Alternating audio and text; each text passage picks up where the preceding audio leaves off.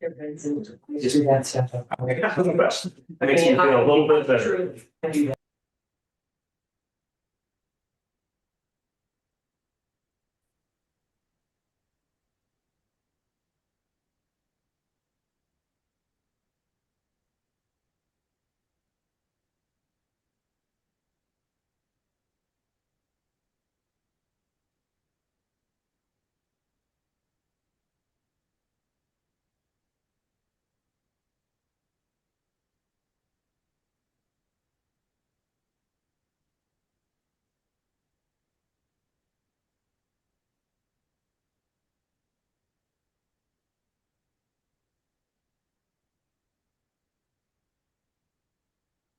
Hey Blake, this is Doug. I don't know if you guys are active, but your boardroom is muted.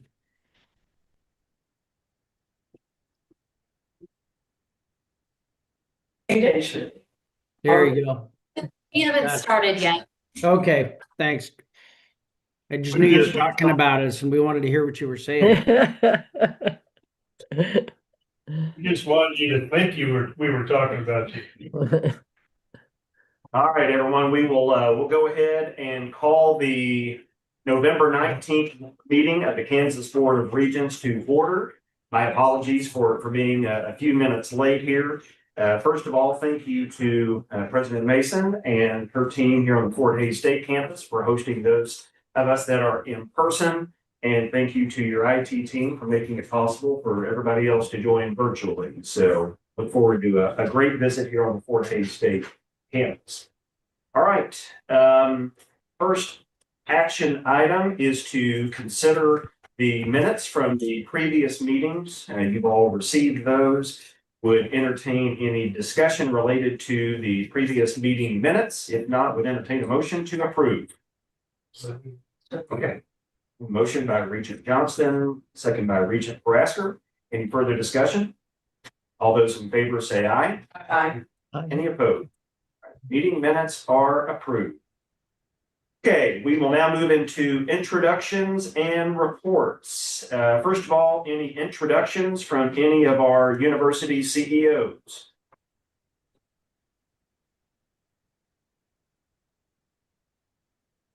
Hearing none, we will move into the chair report.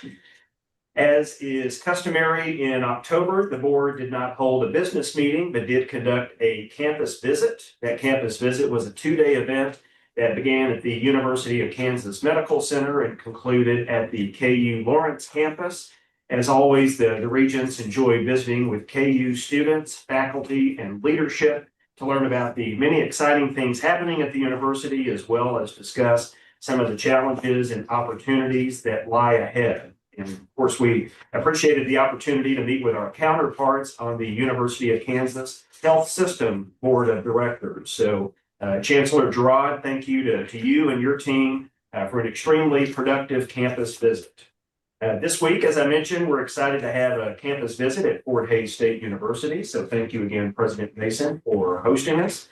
One more item I will mention is earlier this month, as chair, I presented at the fall conference of the Chamber of Commerce Executives of Kansas organization at their fall conference. That's a group that's very supportive of higher education because they see firsthand the economic development impact that higher ed has on our state.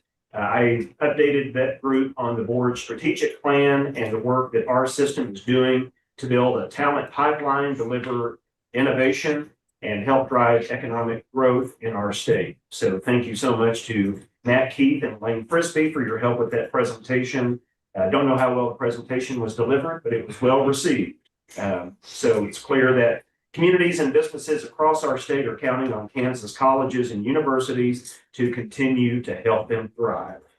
So that will conclude my chair report. All right, on to the president and CEO report. President Flanders. Yes, thank you, Chair Benson.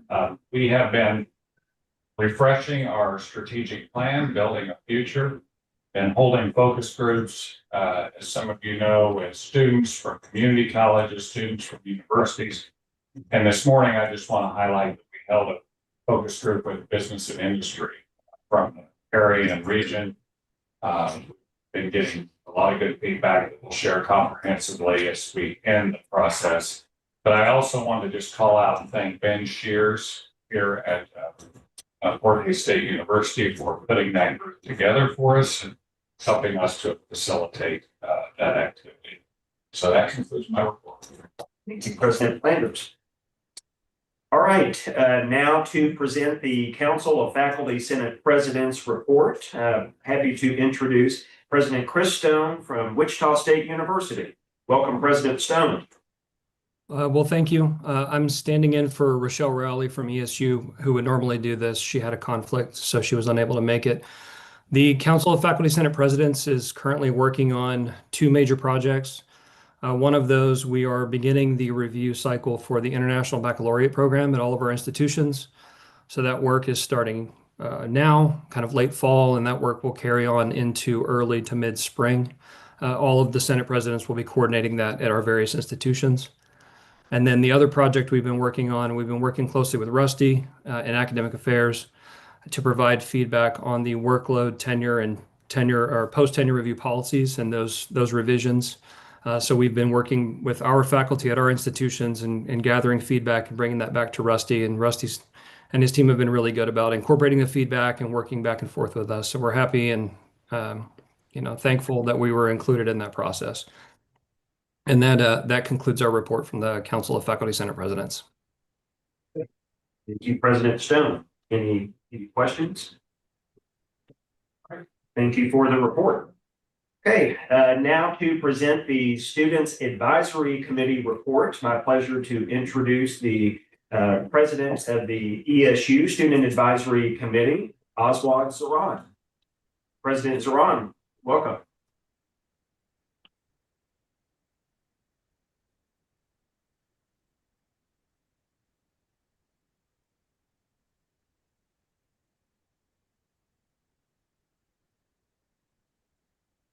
President Zaran, are you with us this afternoon? See him as one of the attendees. Not on? Okay. All right. You might, yeah, maybe so. Maybe. All right, we will now move into the standing committee reports. First of all, for academic affairs, Regent Johnston. Thank you, Chair Vincent. I'll be reporting on our meeting held November 4th, which was a virtual meeting, as well as the meeting that we had today. At our November 4th meeting, we discussed the proposed changes to the board's policies on tenure, post-tenure review, and faculty workload. Special attention was given to clarifying some of the existing policy language, such as defining the word adequate in the tenure policy. The revisions that we're proposing, they aim to reinforce the value of tenure, enhance accountability, and of course, support student success. BAS did vote to move the policies forward as is, and we will have a board discussion concerning those three policies this afternoon. At today's meeting, Director Sam Christy Dangermond gave BASC an executive summary of the 2025 performance reports from all 32 institutions. All institutions provided the required information for the reports, indicating they were well positioned for full implementation of math pathways, co-requisite support, and system-wide course placement measures for Gateway Math and English courses. As such, BASC is recommending 100% of any new funding for which institutions are available. We did receive the 2025 Kansas Open Educational Resources, which is OER report from Claire Nickerson, who with the Open Initiatives Librarian. Open educational resources are basically learning, teaching, and research materials available to students at no or low cost. Open Up Learning Kansas, KBOR's Committee for Open OER, recently conducted its 5th annual survey of system institutions' OER initiatives. The number of institutions with an OER program, policy, or committee jumped drastically from 17 in 2024 to 26 in 2025. So out of 32 institutions, we feel like that's excellent. Providing professional development related to OER was the most common OER related practice reported. It was also the top request in terms of support. The top barrier to faculty adopting OER is a lack of time to focus on transitioning these courses. Misty Knox, who is currently consulting for K-Board, represented the Apply Free Days annual report to the committee. The Kansas Apply Free Days initiative, now in its third year, continues to demonstrate strong participation and measurable benefits for students and families. This year, Kansas offered no-cost applications on October 6th through the 8th. Data collected indicated that students are using the free application window to explore multiple options for college and reduce financial barriers. Families save considerable application fee costs, and early indicators suggest positive enrollment yield returns among students, particularly first-generation students and older learners. Further, 10% of participating students reported they had not planned to apply to college before the event. And then finally, Vice President Von Hollen provided an update on the tenure, post-tenure review and faculty workload policies. That was pretty quick. Basically, we just said we're going to talk about it at the full board meeting. You'll find this, of course, on today's discussion agenda. That concludes my report. I'd be happy to answer questions. Any questions for Regent Johnston?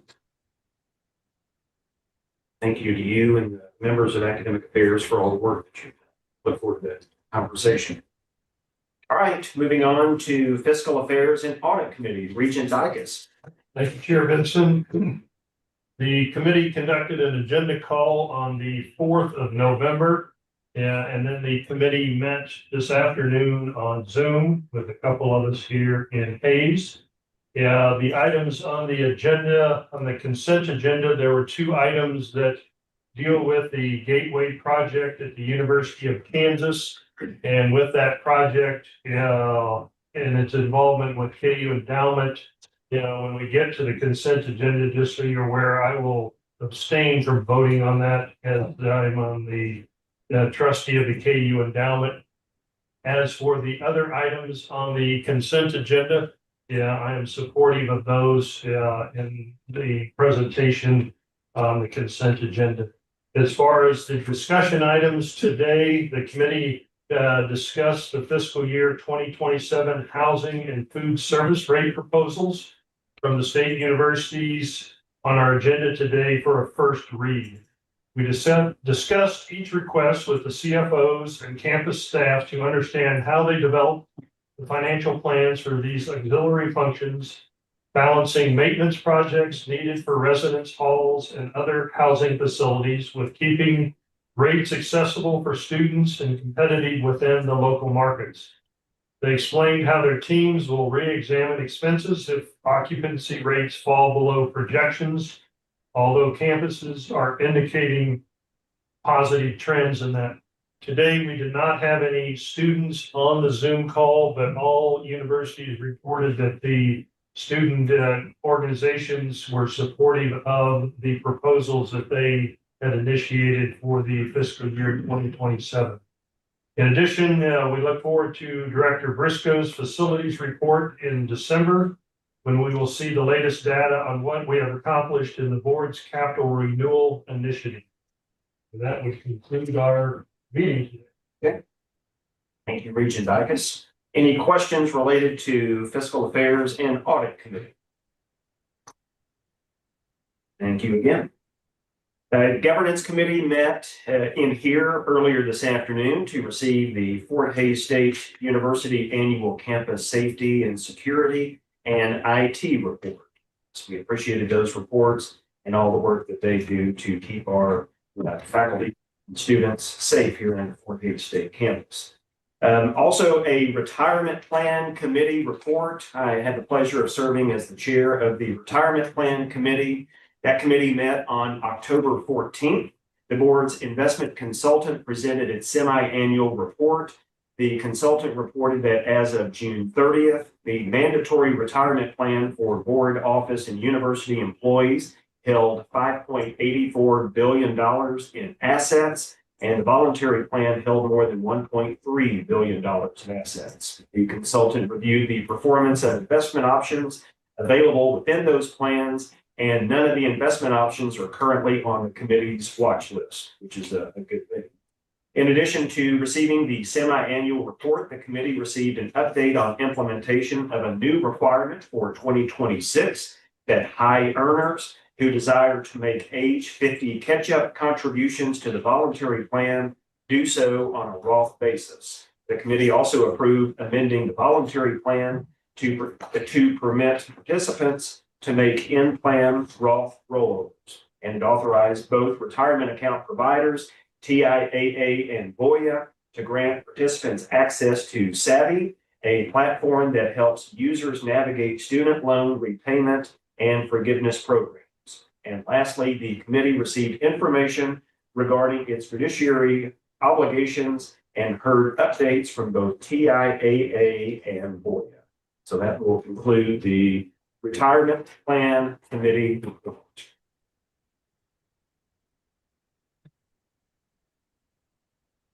So we will move into the consent agenda. And Regent Dicus, I believe you mentioned this just a moment ago, but we give you an opportunity to formally recuse yourself from consideration of the consent agenda for the reason you stated just a moment ago. I will. Okay. So Regent Dicus is recusing from the items related to the KU Endowment Association. So with that noted, we would ask for a motion to approve the consent agenda. So motion by Regent Johnston. Second by Regent Amar. Any further discussion? All those in favor say aye. Aye. Aye.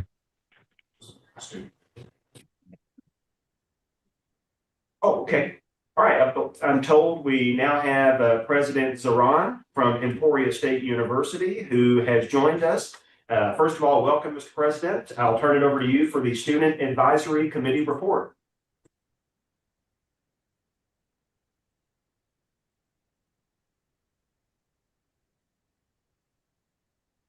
President Zaran, are you able to hear us? Hello, Regent. Thank you so much. Yes, so we met today and we spoke about some of our goals for Higher Education Day. We talked about having a training with one of the KBOR advisors, Fred, and me, along with Dr. JBR, is meeting with him tomorrow to discuss some of the topics. I think this year we're going to have two sort of training processes. The first one would be with Fred, and then the second one would be closer to the date of, which is February 4th, with graduate students from Fort Hays State University. That's about it. I think we talked about a variety of different topics. Some of them included need-based aid, student success, as well as apply free days, which I know is already on the agenda to talk about. But with that, that's all the things that I had to report. Okay, good report. Thank you, Mr. President. Any questions for President Zaran? All right. Thank you for the report. Should have also mentioned that we do have Regent Wolfmore, who is joining us virtually. I should have mentioned that at the start of the meeting. So Regent Wolfmore, glad to have you with us and appreciate you joining virtually. Thank you. So where we are, before President Zaran's report, we did formally approve the consent agenda. So we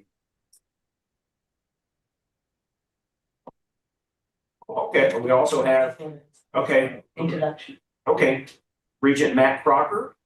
First of all, congratulations to you on your confirmations. Great to have you on board and appreciate you joining us today. Thank you. Thank you. Apologies I could not be there in person, but we'll look forward to the meeting next time. Well, likewise. Thank you again. All right, moving on to the discussion agenda. We'll start today with a discussion on the board's policies related to tenure, post-tenure review, and workload. I want to make sure everybody understands that we are not taking a vote today. The purpose is to review the recommendations presented, get additional feedback, and consider what steps we can take to strengthen the process moving forward. And so before we turn it over to Vice President Mulholland, Regent Johnston, thank you to you and the members of BASC for your work on this. This was it played a central role in our planning retreat this year. We knew there was going to be a lot of work over the fall. And so thank you so much to you and Academic Affairs for your leadership. And with that, I'll turn it over to you to tee up the conversation. Thank you, Chair Benson. I want to follow up with what Chair Benson said on thank yous. Really, it has been a lot of work for certainly Vice President Mulholland, K-Board staff, the provost, the faculty senates, and the faculty. We greatly appreciate the input. I think it's been a collaborative process. I think we will continue as we look at these three very important policies that we believe, as we had said before, will reinforce this idea of tenure. And it's going to give us, we believe, some more, or at least enhance the accountability, and also support our student success. Of the three policies that we are looking to revise, tenure was the one that we really didn't see that many revisions to. However, there will be an annual report. We feel like the annual report is really foundational to the success of these revised provisions, because that will give us some information that we haven't had in terms of how many faculty are being tenured, what is the rate of those that drop out before tenure is granted, and those that have had their tenure removed. And so I think those are all very important, and we will have those reports for both tenure and post-tenure policies. The workload policy is probably the one that has had the most substantial changes to, as we really didn't have at K-Board a lot in terms of what we required for workload. I know that there has been a lot of discussion about that, and we have to remember, of course, that what we're trying to do is to meet all institutional needs, which obviously there's a difference because we have those folks that do clinical work. We talk about KU Med, of course, K-State, we have extension people that would be in on this. And so we want to make sure that that policy will meet the needs of all of those. So we're looking for sort of an umbrella policy that still shows accountability, but obviously is flexible enough that the institutions will be able to utilize it. So with that, I would turn it back to you or over to Vice President Mulholland. Thank you, Regent Johnston. I thought I was sharing my screen, but maybe I'm not sharing the right thing. Hang on, please.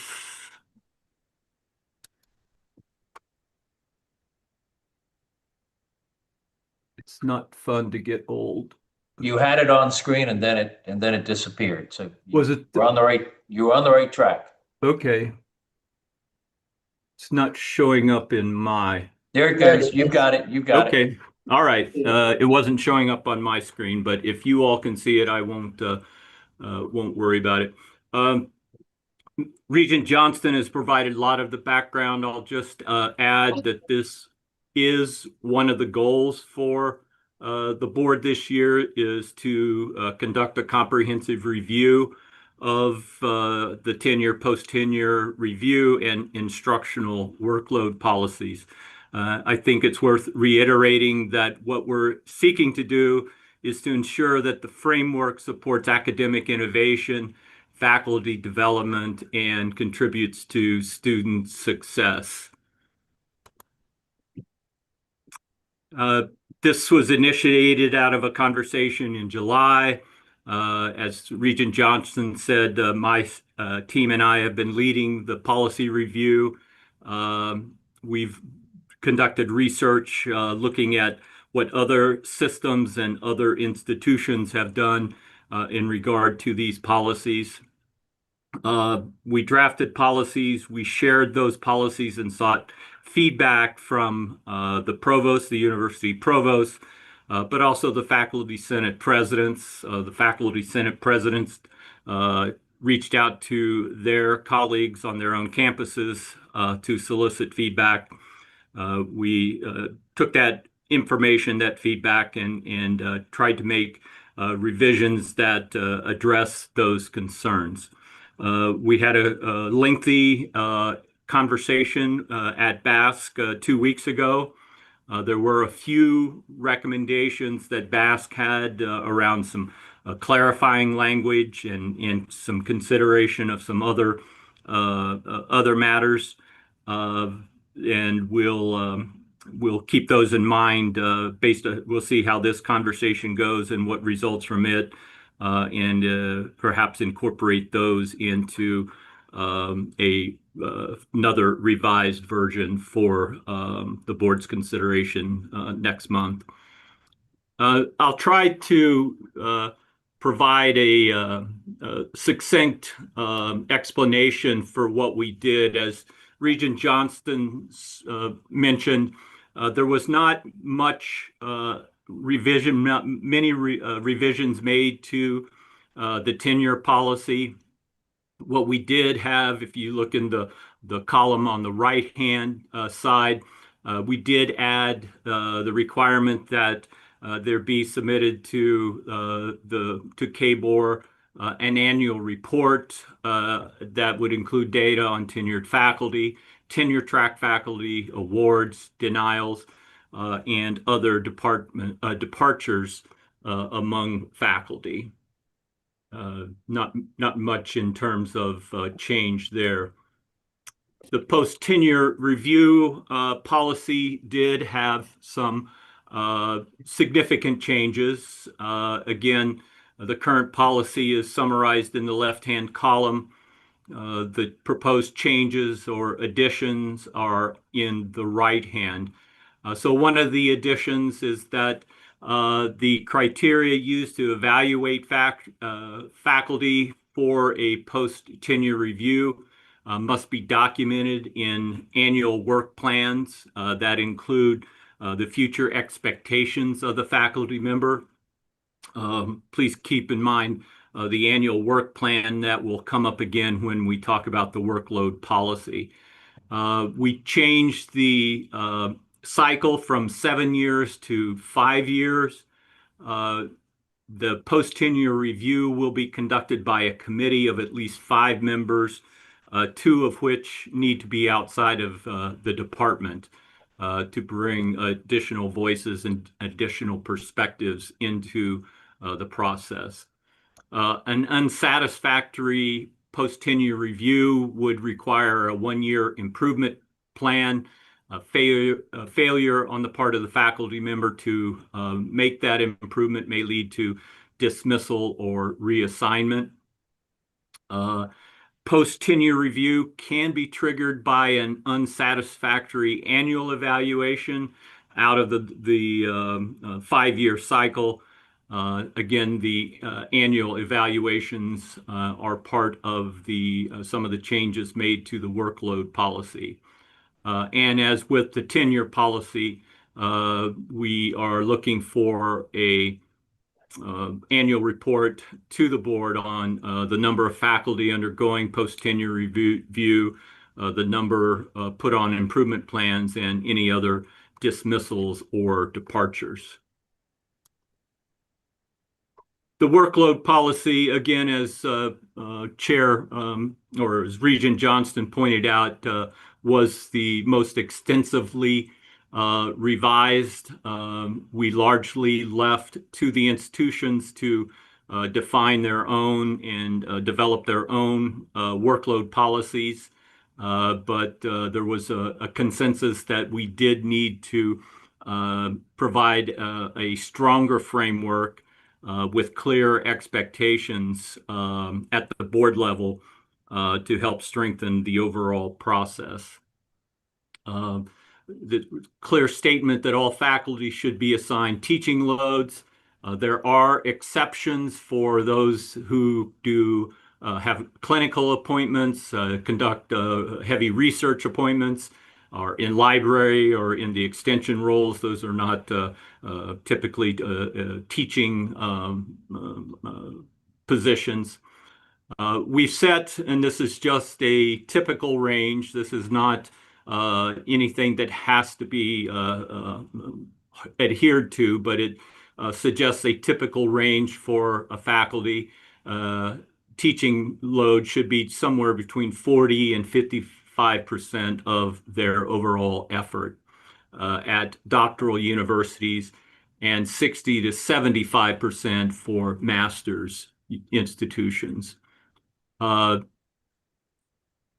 The second piece of workload is research, and we've made it clear that expectations must be specific to the discipline in which the faculty member works, and they should include things like writing and obtaining grants, publications, supervising graduate students, the dissemination of scholarship, among other criteria.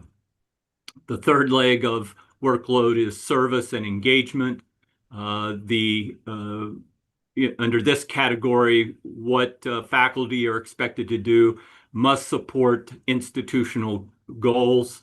We also have made an allowance that administrative duties such as chairing a department or taking a temporary assignment as an assistant or an associate dean, for example, heading up a program, directing a program, can count towards the faculty member's workload.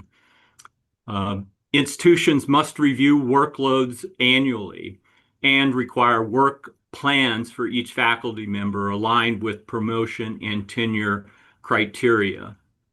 All faculty will be evaluated annually, and those with an unsatisfactory evaluation must complete a one-year improvement plan. 2 consecutive failures can result in dismissal. As with the other 2 policy, we expect a report to include narrative highlights and metrics such as credit hour production, graduation rates, and so on. There was some discussion of using independent personnel, or perhaps thinking of it as third-party vendors as participants in the post-tenure review process.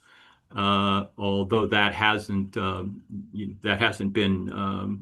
was more a discussion item.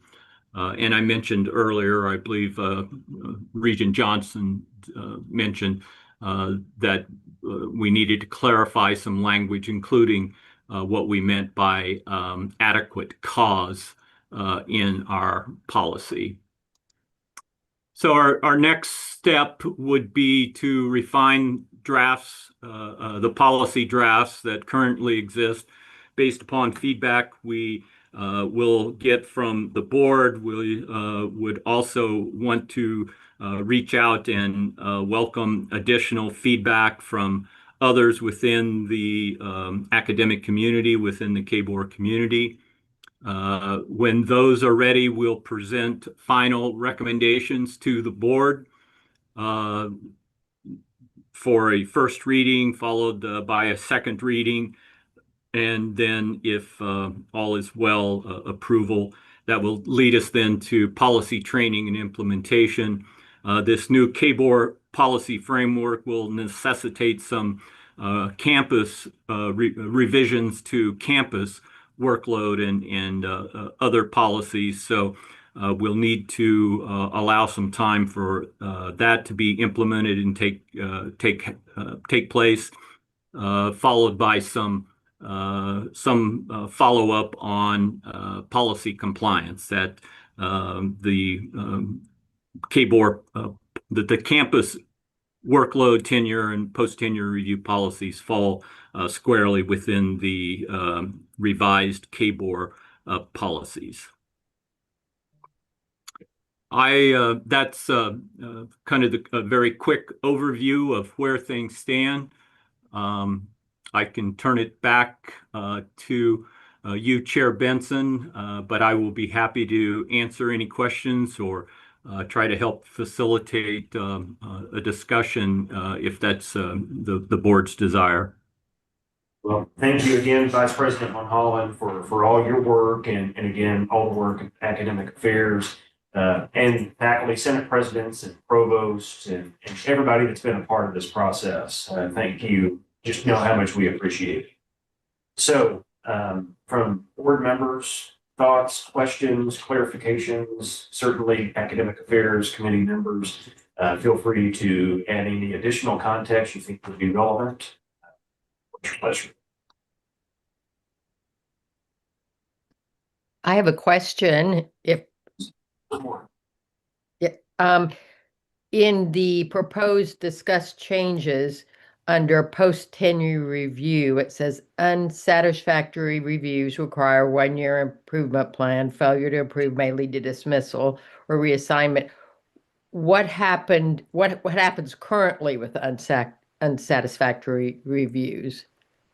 That's currently a decision left to that's made at the campus level. Each campus has their own policy that would guide that.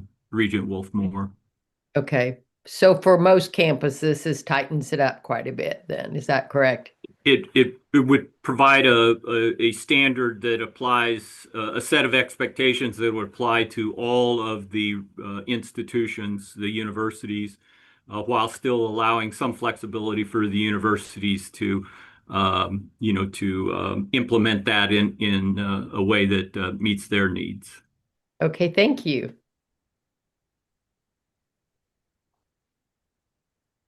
Yes, Regent Brasker.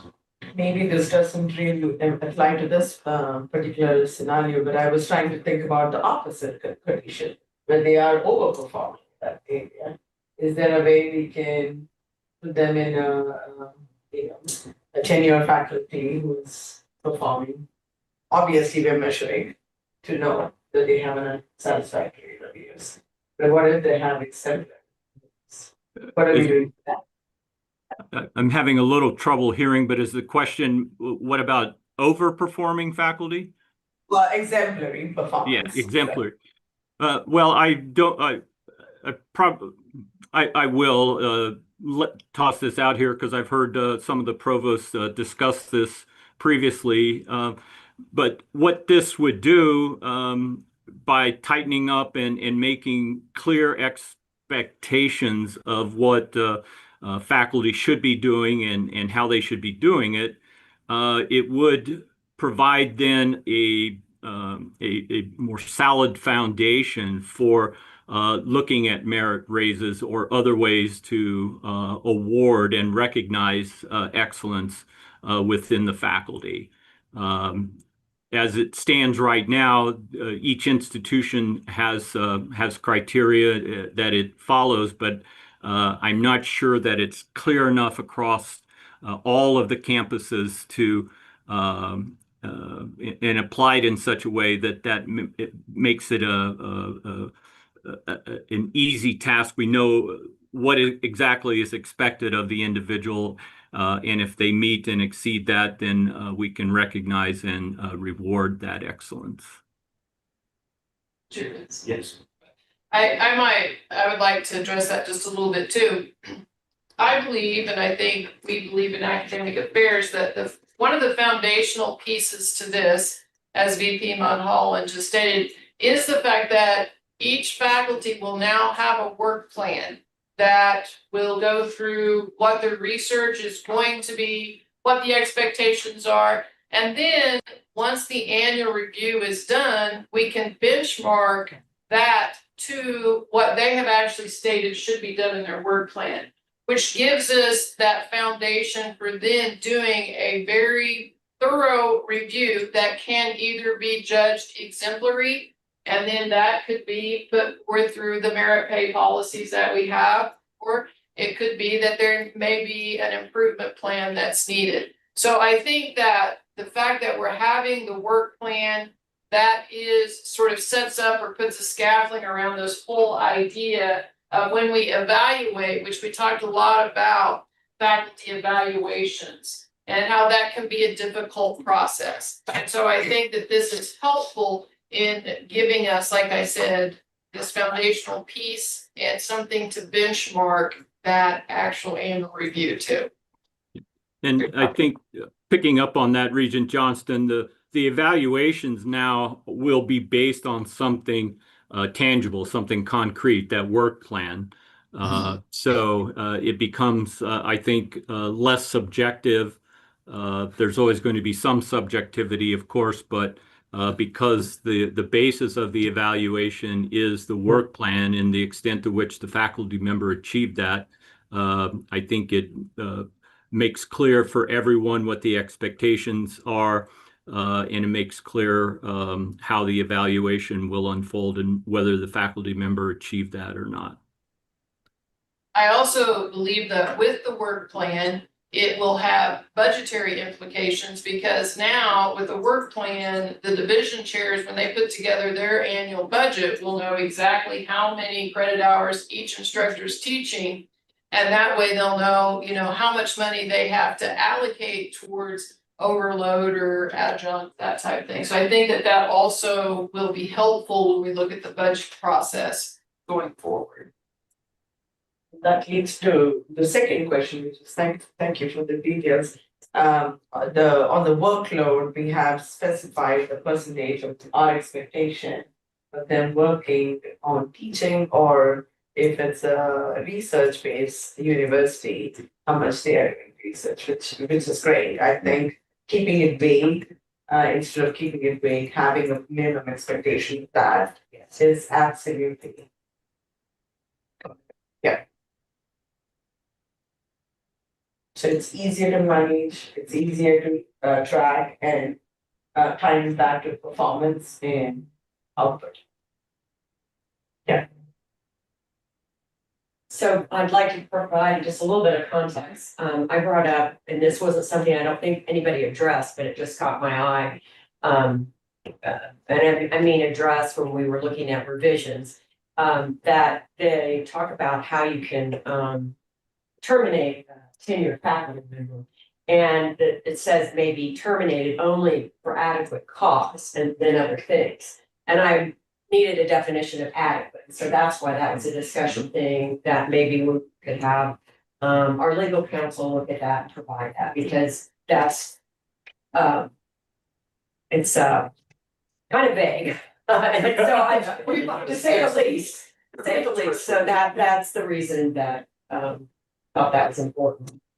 And then I suppose taking the most maybe not the most, but one that caused a lot of discussion and a lot of pushback was my thought about having a tenure person or independent person or someone that wasn't directly involved with some of the staff help with this review process. So sometimes, you have ideas and then maybe you can't afford them, but it was just the thought that sometimes when you are evaluating someone, it's more difficult if you work every day with them or they're your friend or for whatever reason, it's hard to have hard conversations. So that was one thought that I had. Doesn't mean that that's what we should do.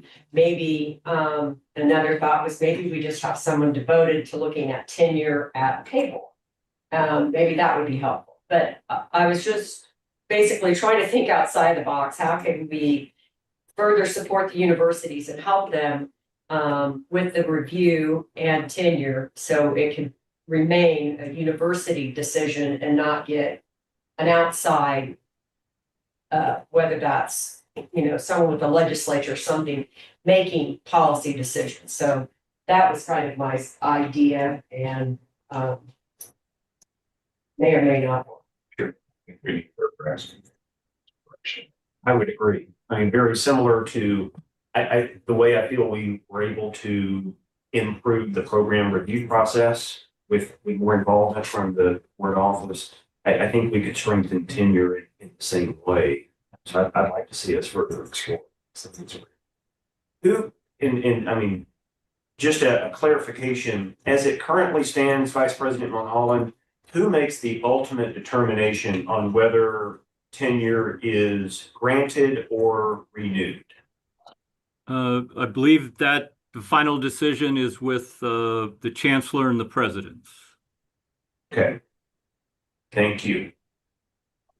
But typically, initially performed by, say, a department chair. It's the evaluations. It is initiated typically by within the department, an evaluation of the faculty member at the department level. Depending on the structure of the institution, it could go to the college, the school, some division within, smaller division. Then it would be reviewed by the provost's office. Most campuses have an office dedicated under the provost's aegis for tenure, promotion, and other faculty affairs that would help work on this process. There would be recommendations made all along the way at the department, division, or other level, the provost, and then those recommendations are sent to the chancellor and the presidents. Okay, thank you. It may be that we need to just provide more tools to the people making the initial evaluations, and so they can be further supported, whether that's coaching is not maybe the best word, but giving them some tools how to do the evaluations or help them with that if it's uncomfortable. And then also just giving them some benchmarks they can actually say, like what is like defining the word adequate, but also giving them some other metrics that are easily discernible and not so subjective. Yeah, that's a great point. Yeah. I think tenure is probably one of the most rigorous processes I've ever been a part of, and anything I've been aware of.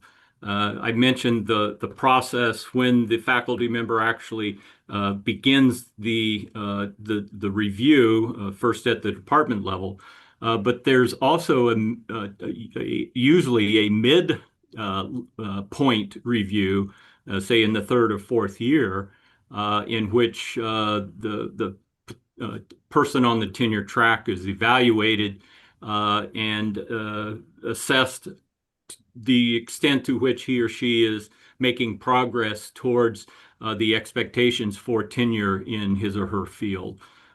So it's it's a rigorous process, and it's I think where the bigger issue perhaps lies is then the ongoing annual evaluation of faculty once they've gotten tenure. Do they continue to meet high expectations, achieve at a level that is expected of someone of their rank and position? I think my own personal opinion is that in most cases that is the case, but I think we do need to strengthen this policy so that there are ways to address those who are not achieving or reaching those expectations. Good point. Other questions? Yes. Yes, I have a question. This is Matt. Obviously, this is an issue that people are dealing with across the country. Do we have a sense of how these recommendations compare to what other states are doing? And in particular, I'm thinking like the workload recommendations, and I know they're just kind of guidelines, but are we within parameters that others? Do we have any knowledge of that? Yes, I believe so. As we began our work on this project last summer, we conducted research looking at what other state systems, those similar to what we have in Kansas with the Regents. We looked at other institutions, other multi-campus systems that perhaps were not exactly the same, but had policies that could be of value, and we kind of tried to glean out from that ideas, thoughts, different statements of expectations that we believe could be helpful, could be useful for the purpose that we were directed by the Regents. So I think much of what the revisions, especially with the workload policy, reflects kind of an amalgamation of kind of the best of different policies and different criteria from many different systems across the country. Great, thank you.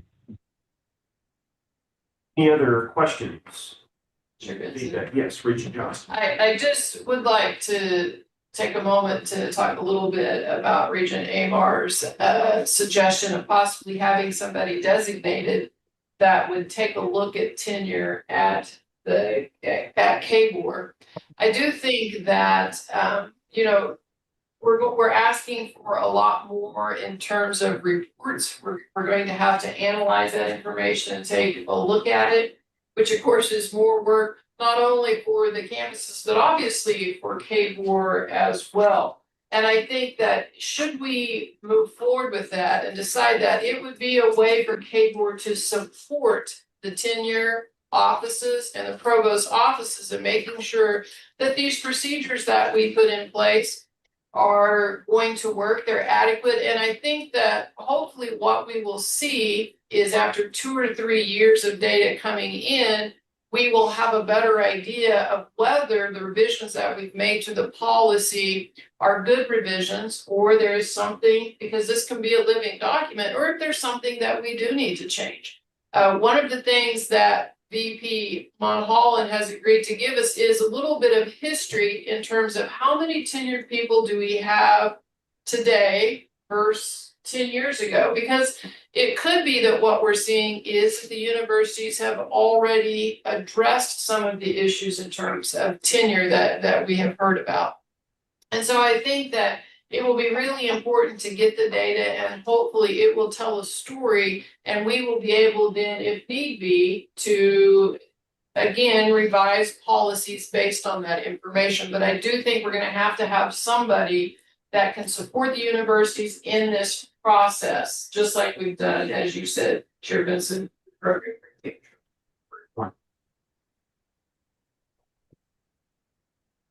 Other questions, other input, feedback, clarifications? I have another question. First of all, thank you so much for all your work on this. This seems like a really good potential product. But the question I have, is there anything in here that's significantly outside of what surrounding or the states that you measured us against, the universities you measured us against? Is there anything significantly outside? I do not believe so. No. I would characterize these policies as being, very much in the main of what other institutions, systems, bodies have in their own policies. Okay, that answers the question. Yes, Regent Dykens. Yeah, is there any commentary any of the chancellor or the presidents have on where we are with this and how this will play out on your campuses? That are we doing the right thing? Are we helping you, hurting you? How will all this work when we vote next month? Regent Dykes, this is Rick from Wichita State. We're still reviewing it with our faculty and our provost, and we're hoping to have that review done between now and the time that we meet again in December. I think for the most part, we're heading in the right direction, but again, I want to make sure that we have time to further discuss it here on campus. K-State's doing the same thing, working with faculty senate, in order to be able to provide some feedback. But from a 50,000 foot viewpoint, I think it's it's headed in a very good direction. And I'll just say, this is Doug over at KU, and I know the provost has been working closely with everyone on this. But I would say actually if the proposed changes were accepted, this would be one of the most robust processes in the country. Most of what you're seeing in state legislatures around the country are trying to accomplish where we are today in terms of implementing post-tenure review and some other elements that we actually did several years ago. So Rusty, I may be wrong, but I think the majority of states are trying to catch up to where we are. I'm too modest to admit that. So where we are now or where we would be if we pass this? I would say even where we are now. Oh, okay. And there are some elements in this that I think Rusty and team and others have lifted from some other states that they have pieces of it in place, but have this kind of comprehensively. I don't think, and I might ask Barb Beckelmeyer if she's on to comment, but I'm not aware of anybody who's more robust than this. Good context. Thank you. Any feedback from the three regionals, Cecily, you're here? I would agree with that, with the comments that Janice made as well. I felt very comfortable with where we're headed and where we are, quite frankly. And somebody who, even on the tenure aspect, gets those binders and reads them. They're rigorous, they're developmental, and they're never, it is rare to have consensus. There's a lot of dissenting opinions, like a legal review, when you get those, and then you have to go through the process. I'm really impressed with where we are. Good. Anybody else care to offer any input? All right. Hearing none. Any other questions from board members? Well, if it pleases the board, I would recommend that we direct President Flanders to collaborate with university leadership to gather additional feedback on today's discussion with the intent of presenting a first read of the proposed policy revisions at our December meeting. Is that okay with board? And of course, anybody that on any of the campuses that would like to provide thoughts, feel free to direct those to your faculty senates, because they've obviously been engaged in the process. I know the provost obviously are as well. But President Flanders, you'll work with university leadership to draft that. And of course, as chair of BASC, Regent Johnston, if somebody has thoughts or questions for you, hopefully you'll feel comfortable with them directing those. Definitely, please reach out if you. Yeah, but again, it's been said a couple of times, but I don't think it can be stated enough. Just thank you so much for all of you that have been a part of this discussion, this process, and to really be a leader in this realm across the country is it speaks very well to the work that you put into it. So thank you again. All right, moving on. I'll call on Vice President Frisbee to present the fiscal year 2027 housing and food service rate adjustments proposals submitted by the state universities. This is a first read. And with that, we'll turn it over to Vice President Frisbee. Thank you, Mr. Chairman. Good afternoon, everyone. I am referring to documents starting on page 56 of this month's board agenda. And I want to first just comment, thank you to the CFOs for their discussion this afternoon with fiscal affairs. We will be seeking some student feedback, some more direct student feedback for the Regents' benefit so that you understand their involvement in this process. But we had a great discussion. The information is arrayed in front of you for each of the campuses in a similar format, and I'm not going to go through each thing except to comment that we will be sending you some corrected pages. Specifically in the summary tables, I want to highlight Pittsburgh State's occupancy rate is listed as 96%. Needs to be showing as 96%. And some of the figures on the second page for the renovated new construction rates need to be repaired as well.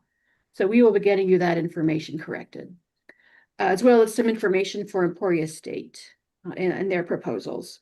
So I think in summation, the campus has explained what their projections are for campus occupancy for next year. Many of them referenced improved applications from students for the coming year already, even here in November for next year. So they are consulting students, they are scanning their local markets, and they're very mindful of how their actions are affecting students' pocketbooks, and also what they need to do to make sure that these separate business entities have the funding that they need to pay for their operations as well as their capital needs. So that goes for dining and for housing. So would just remind the Regents, 2 of our campuses, KU and K-State, operate in-house dining services. The other 4 use third-party contracts. So with that, Mr. Chairman, I'd be happy to answer questions or take down notes to get back to you on things. Thank you, Vice President Frisbee, and obviously Regent Dicus. This comes before Fiscal Affairs and Audit. Anything to add? Gave the committee report earlier, Elaine's comments there, and we're on track for meeting all improvements. Good. Any questions? Again, this is just first read, so we'll bring it back for formal approval at the December meeting. All right, thank you so much, Vice President Frisbee. All right, moving on, we'll now call on Vice President White to present Post-Secondary Technical Education Authority, or TEA, information and goals for academic year 2026. Vice President White. Thank you, Chair Benson. As a reminder, the Kansas Post-Secondary Technical Education Authority was established by the legislature in 2007, and is composed of 12 appointed members. Their core responsibilities are outlined in state statutes, but to run through that quickly, it's to coordinate statewide planning and review of technical programs, recommend rules and regulations and funding for technical education, develop accountability indicators tied to state funding, conduct studies to meet workforce needs, and to support seamless secondary to post-secondary technical education systems. The board has also requested that the TEA administer grants that involve the 2-year sector, oversee the program approval of technical programs, and to provide oversight for 2 federal programs, the Adult Education Program and Carl Perkins, as well as the state initiative Accelerating Opportunity Kansas. So on page 85 of the meeting packet, you will see the goals that the TEA has established for the current academic year. Quickly going through them, they are going to evaluate the new framework for how we define programs and make a plan on how we transition to that. We are going to work on our military articulation and how we are serving veteran students. We're going to resume our program review process. We did this the last time, I believe, in 2020 before the pandemic hit. Now that we have passed the years where the pandemic had affected enrollments, we are going to pick up our review again. We are going to identify and share best practice on how to reduce and eliminate Excel and CTE fees that are charged to high school students. We also need to partner with the technical colleges as required in the Technical College Operating Grant statutory language, work on some targets and objectives. We also are going to establish some system-wide policies and procedures for Excel and CTE, as well as diversify funding and strengthen collaboration between adult ed centers and our colleges. And with that, I would stand for questions. Thank you, Vice President White. Sound like good goals. Questions from board members? They They do sound great in terms of like concept of achieving. Every time I have a goal that I see where I can measure, I get a little nervous about how do we measure our goals, where we are and where we are heading. So that's the only suggestion I have. All right, any others? Okay. Would entertain a motion to approve the goals as presented. So moved. Regent Amar, Regent Porasker, second. Any further discussion? All those in favor say aye. Aye.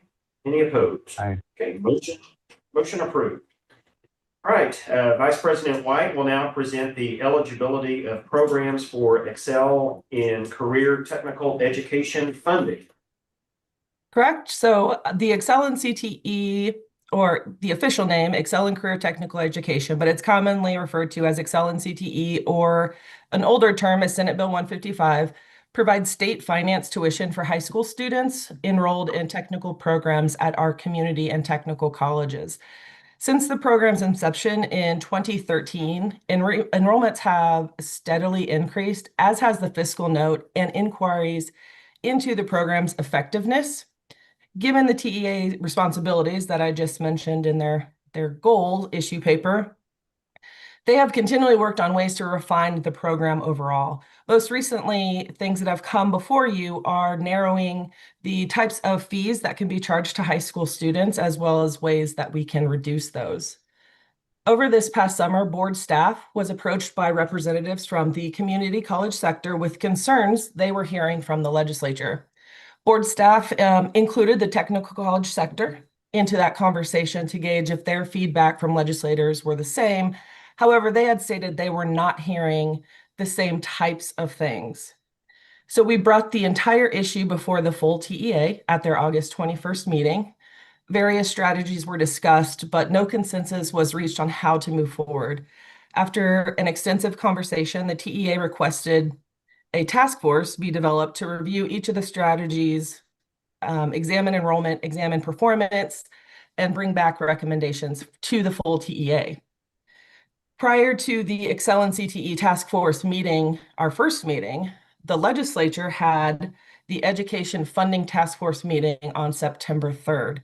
During their discussions, many of the same issues that the TEA had identified came up. Some of those being the age of students enrolled in the program, the increased funding, course failure rates, the preparedness of students who were enrolled, completion, consistency with the high school's individual plan of study and the courses they were enrolled in, and the types of programs being funded in general.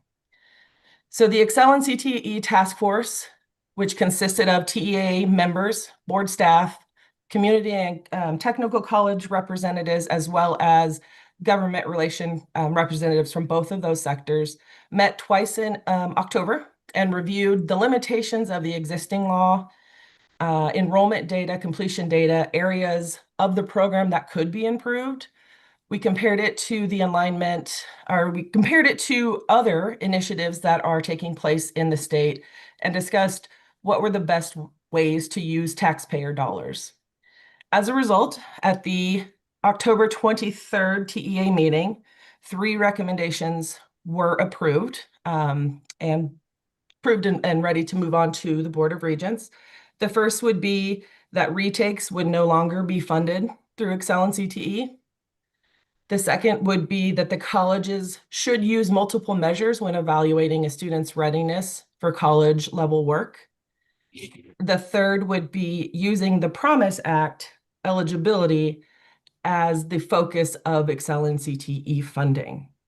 And just for reference, the Promise Act does specify areas of study that are eligible. Occupations do have to be high wage, high demand, or critical need. With that, I would stand for questions. What is considered high wage? April? In the state, anything over the state average, which is $46,850. And are those areas of study, are those updated annually?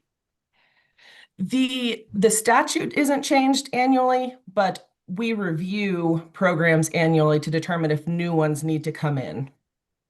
Okay, thank you. Are there any placement measures now? Number 2, I'm talking about. It depends. It depends. Certain institutions have some don't. So we want to make that consistent with the framework that has been set out for Math Pathways and the English initiatives. Okay, thank you. Richard Johnson.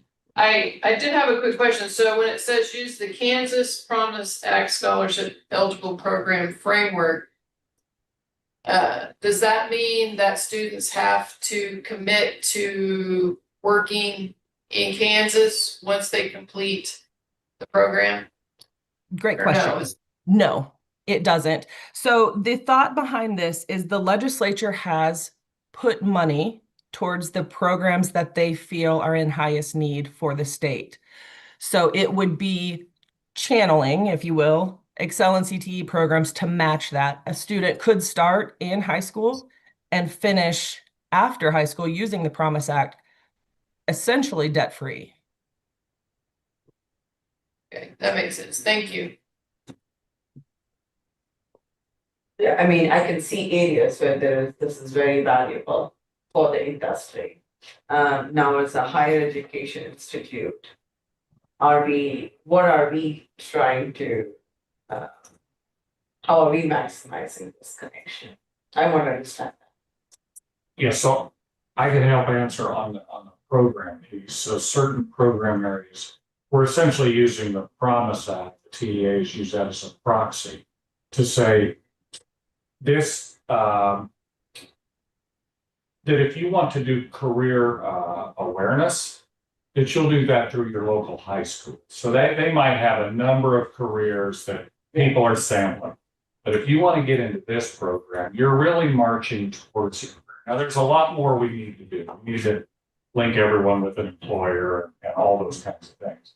But as the TEA's take was that if you're in, I believe, if you're in this program, these are need to be high wage, high demand programs where you can actually become employed in Kansas and have a higher than average job.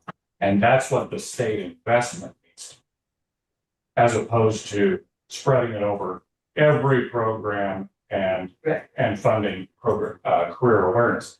There's still going to be much career awareness. It's just going to be funded at the high school level, where it's probably more.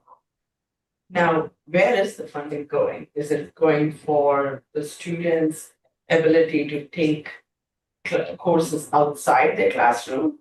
Or is it going towards the employer who's saying, I want to train them while they're in high school? The funding right now, by statute, goes to the institution to reimburse them for their costs of delivering the high school, the class. Got it. Okay. Thank you.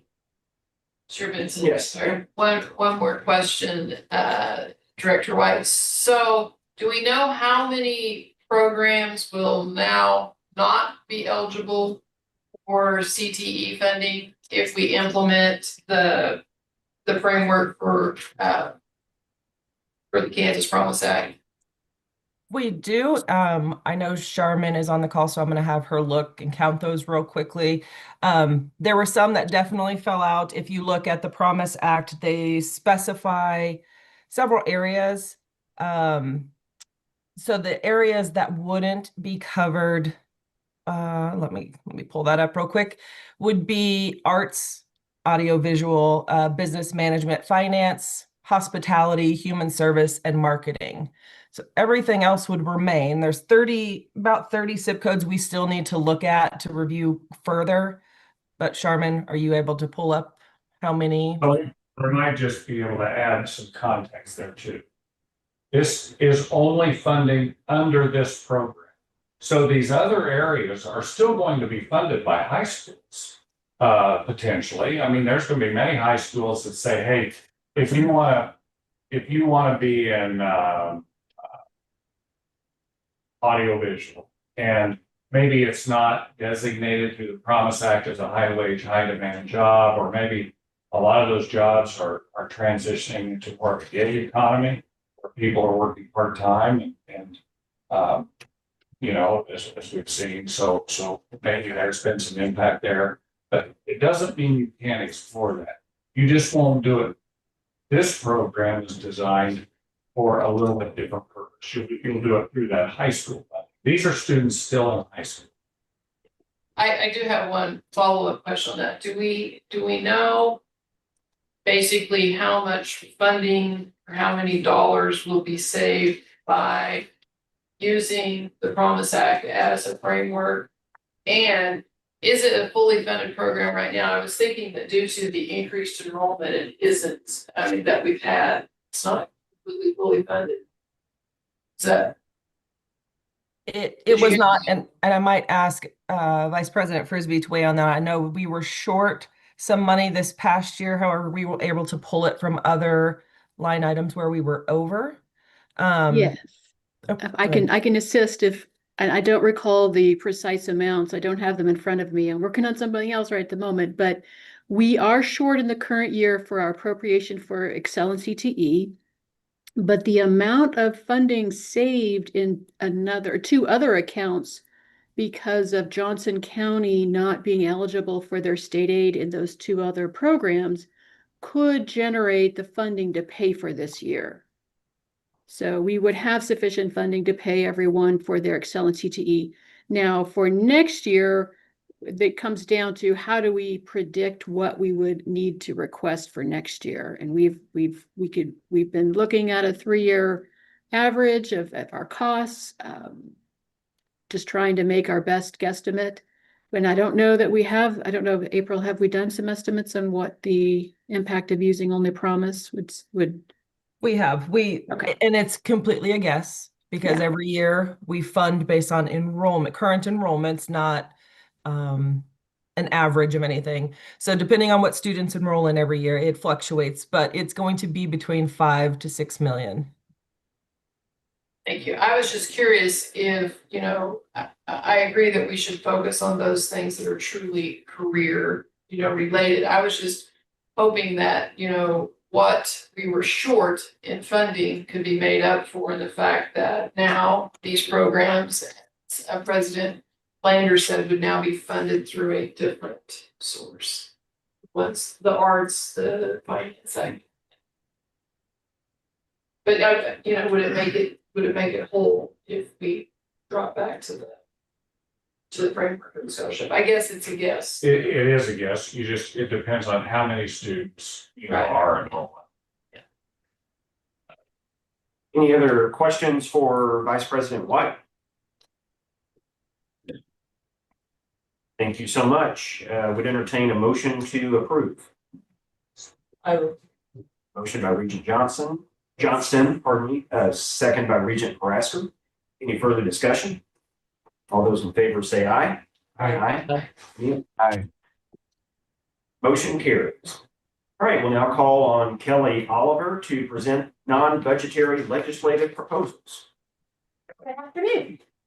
Joining book here. This is first read again, much like the housing and dining rates are. We have 4 proposals for legislative changes for this upcoming session that we'd like to take forward. 3 of them are from our office, and they all focus around our student financial aid administration of those programs. The first one is related to the Kansas Education Opportunity Scholarship. The request that we're bringing forward is so that to help provide clarification in the definition of teacher or paraprofessional in that legislation. That's what we're bringing forward with that one. The second proposal is related to providing some flexibility in our repayments and barring individuals who are currently in a repayment status on one scholarship, barring them from being able to apply and be awarded for another scholarship. We have some of that going on, and we want to make sure that they've completed their service or the repayment in one scholarship before they're awarded. That's the second one. The third one, which starts on page 90 of your materials, is related to the Promise Scholarship Act. The administration of this program is quite burdensome for our office and for institutions, and so we brought forward a couple areas that we'd like to change, request change by the legislature. One is that the Promise Act currently has a requirement both for students to live and work in Kansas. We'd like to drop the requirement of the student having to live in Kansas. We found that we have currently about 14 students that haven't provided that documentation that they're living in Kansas. It's a manual process where they have to submit that paper to our office. We have 14 students that haven't done that, and that's out of the over 15,000 students that we've awarded the Promise Act to since 2001. So it's a very small portion of the students that are receiving that scholarship. The second is related to the work requirements. There's a 2-year work requirement after they complete the program. And so it's clarifying when that work requirement begins for them. And the third is currently this program has a sunset date on it, and we'd like to eliminate that. As we get closer to it, I believe it's in 2028 currently in statute. And so as we award scholarships to students that they have a 3 years in which to complete that program. So those are the 3 for our office. There's also one that K-State has brought forward, and it's to sell property in Manhattan. They had an honors house, that is off campus, and they're proposing to move that to on campus and then sell that. Any any questions now, or? They've reached Amor had a question. Yeah, sure. My question has to do with the draft language for, the Kansas, Promise Scholarship Act. Does this include for the med students? It does not. Oh. So, well, you mean? So if a medical, I'm just thinking if we are trying to get more doctors to stay in Kansas, and so there is that opportunity. So I'm just trying to figure out where does that scholarship? So the Is Promise this Act, separate? yes. So the Promise Act is only for students that are attending a community or technical college. So it's usually for a 2-year or a certificate program. The medical student loan program is separate, and that is ran through the University of Kansas. Okay, I just wanted clarification. Yeah. And just some context around that, the medical student loan program, longstanding. Right. You're talking about larger loans with a very small number of people.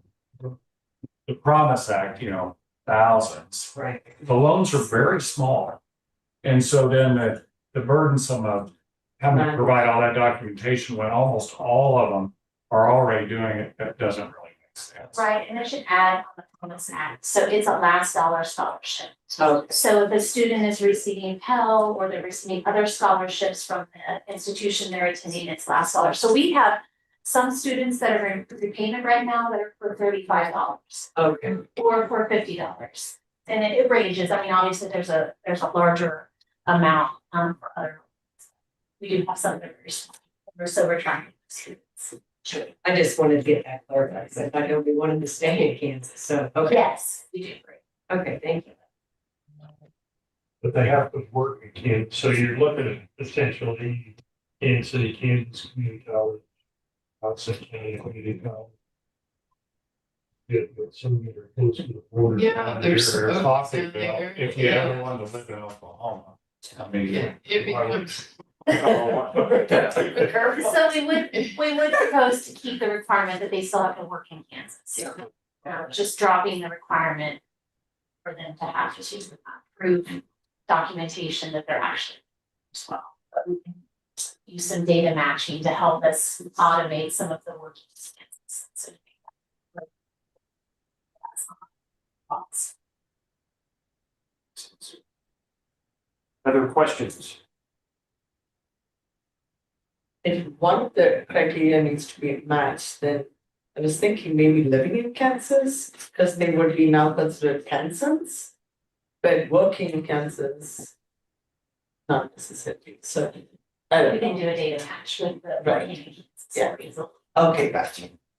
Yeah, thank you. Any other questions for Kelly?